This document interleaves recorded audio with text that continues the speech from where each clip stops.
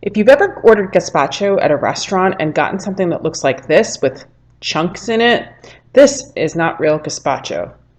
So today we're going to learn how to make real authentic Gazpacho Andaluz using a recipe that I learned when I lived in Spain. I lived in Seville, which is in the southern region of Andalusia, and this is a popular lunchtime meal for hot weather. It is a cold, refreshing soup. So let's get started.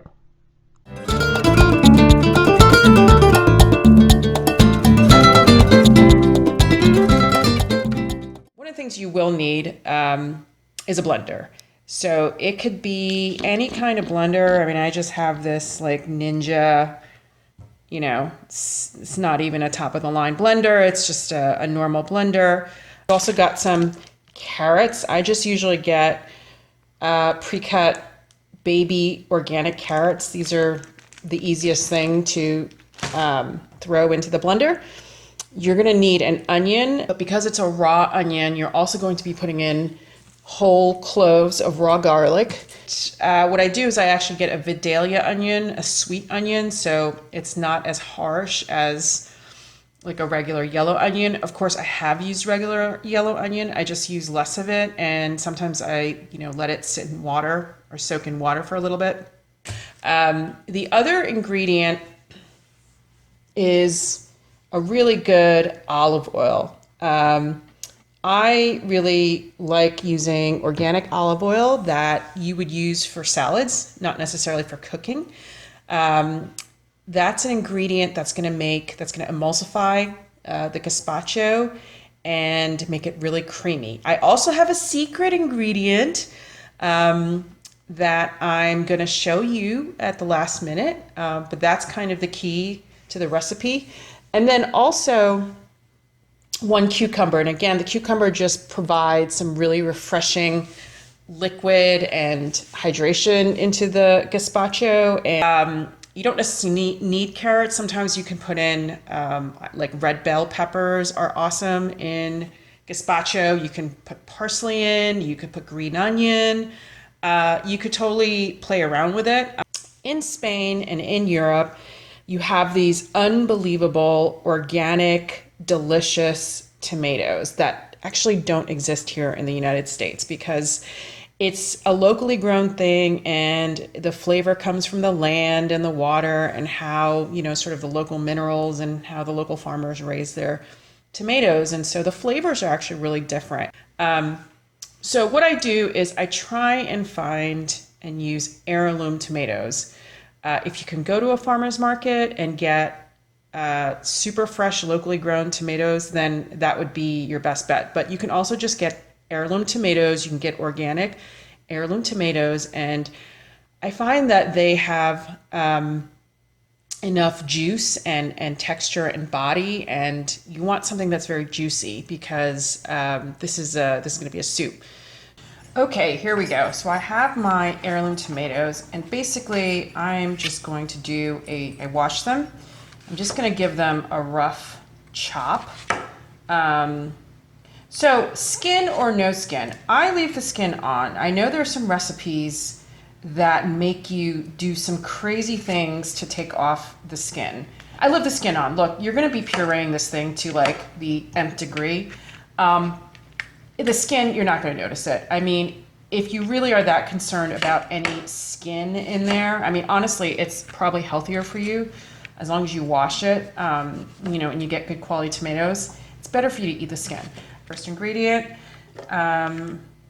This is probably, this amount of vegetables is probably going to make about 6 cups of gazpacho, which should be plenty. I mean, you can always make more, obviously, by doing the same process over and over again and just keep blending. But no one likes eating gazpacho except me in this household because my husband just can't get his head around cold soups. He doesn't get how soups can be cold. He just doesn't get the whole concept of it. So it's his loss. But now with the cucumber, I want to take off the skin because the cucumber skin is pretty tough and pretty bitter. And there's just really kind of no pleasure in having cucumber skin left in there. And it's super easy to take off. It's not like trying to take off tomato skin either. So again, all of this is just going to get a rough chop. This is what I love about gazpacho. There's nothing fancy you need to do with a knife. No real skills involved here. Ta-da! We have a clean cutting board. Okay, magic. So now the onion. So here's the Vidalia onion, but I'm putting a big chunk of the onion in, as you can see.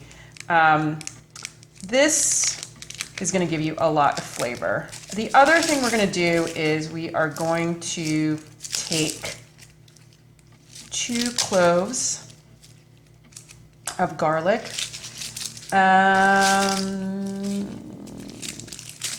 You know what? Let's make it 3 today. You know, if you like garlic, you could totally go crazy on this, but obviously it's raw. So one thing I just would again recommend is not to use old garlic or any garlic that has, like, you know, the green shoot coming out of the top, because it's just gonna have kind of an old garlic taste, I guess. If there's a little, like sometimes there's a little onion piece, like there isn't one here, but if you see that, try and take that out, because it actually kind of upsets the stomach, I've noticed. And you know, again, in Spain, just the garlic is just so different. I mean, it's like wild, you know, you buy wild garlic, and it just has such a stronger flavor, and it's just so yummy. I mean, I remember I would go to the farmer's market and just buy like a bag of like 50 garlic heads. They're smaller and they're darker, and they have so much more flavor. Like you would just open the bag and just, you could smell the garlic fumes coming out of the bag. It was so yummy. Okay. Bagged carrots, don't need to do anything. This is why I get these pre-cut organic baby carrots, because they're basically no work. So I just put in, I'm just gonna put in like, probably like 1/3 of this bag into my gazpacho.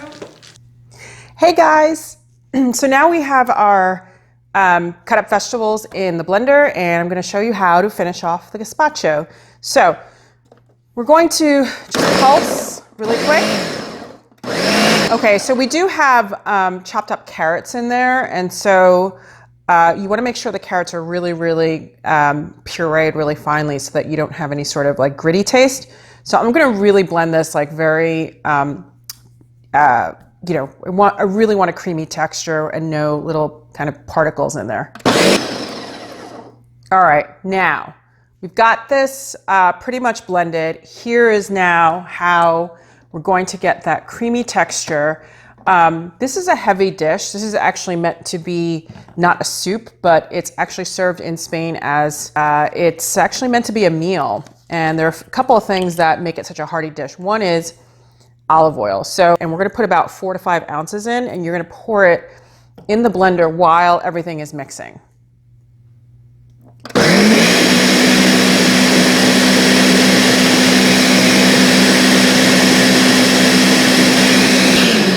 All right. Okay. Now, notice that I haven't put any salt in this to date, but salt is a really important ingredient, and it's going to just bring out all the flavors of the tomato and the vegetables and the gazpacho. What I do is I do salt to taste, and that's how, you know, if you go to Spain, everyone has their salt in a little dish next to their stove or their range. And, you know, this is really, salt is such a, there's such a wide spectrum of taste and salt. Some people like their food really salty. Some people like their food low sodium. And so I think it's a really custom thing, and you just have to kind of feel as you go. So what I do is I start with putting in pinches and dashes of salt. And I put in 4 right there, and I'm going to taste until I get the salt mixture I want. Okay.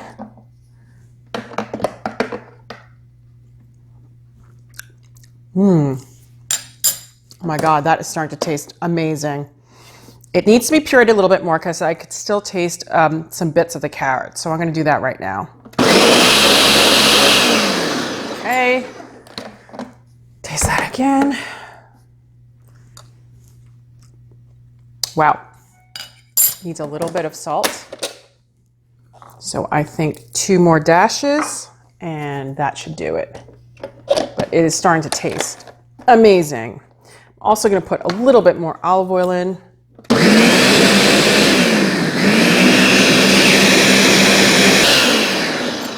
Taste.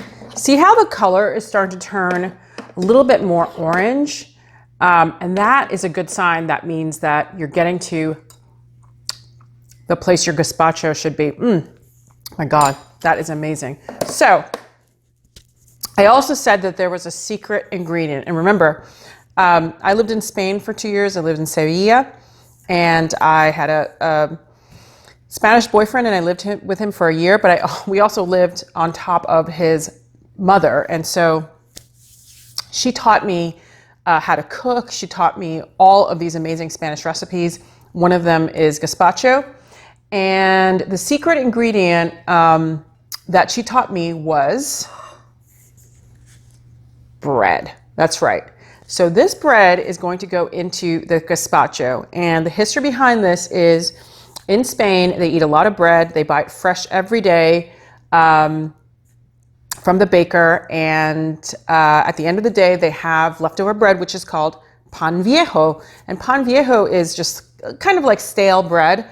And instead of throwing out the bread, what they do is they make things with it, and they put stale bread into the gazpacho. Now, it doesn't have to be stale. You could just do regular bread. But what you want to do is just take a nice slice of bread and put it in a little bit of water. So I'm going to wet this. Okay. And this whole entire piece of bread is going to go into the gazpacho. And this is going to give this dish that creamy, rich, hearty feel and texture. Okay, now let's give it a taste.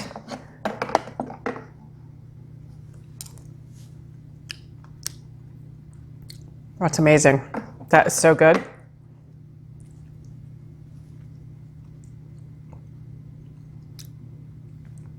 Amazing. And there you have it, folks. Gazpacho. This is ready to be plated and served, and I'll show you how to do that in a second. But what we're going to do next is this has to go into the refrigerator. Gazpacho needs to be served chilled, really ice cold. So this should go in the refrigerator. You want to chill it, leave it in there, for a couple hours at a minimum, but you want to eat this soup ice cold. And that is going to what is going to make it unbelievable. So let me put this in the fridge. And as you can see, look at the color. That bright, vivid orange. Just gorgeous. So you can eat it like that, and it's just, right now it's just freezing cold. A couple other things that you could do to add a little bit more flair to the gazpacho. One is there are a variety of garnishes that you can add. This one's actually called Gazpacho al salmorejo, and you can add some tuna fish, canned tuna fish. You can also take a hard-boiled egg garnish, which is also very delicious. And this also makes it much more of a meal. And there you have it. Thank you so much for my first YouTube video. I hope you enjoyed it. Please leave comments. I'd love to hear about how it went when you tried to make this dish, and if you have any questions. And please, please, please subscribe to my channel. I'm just starting out, and hopefully this is something you guys find useful and enjoyable. And I've got tons more recipes to come and tons more things about Ponte Vedra life here. So thanks all.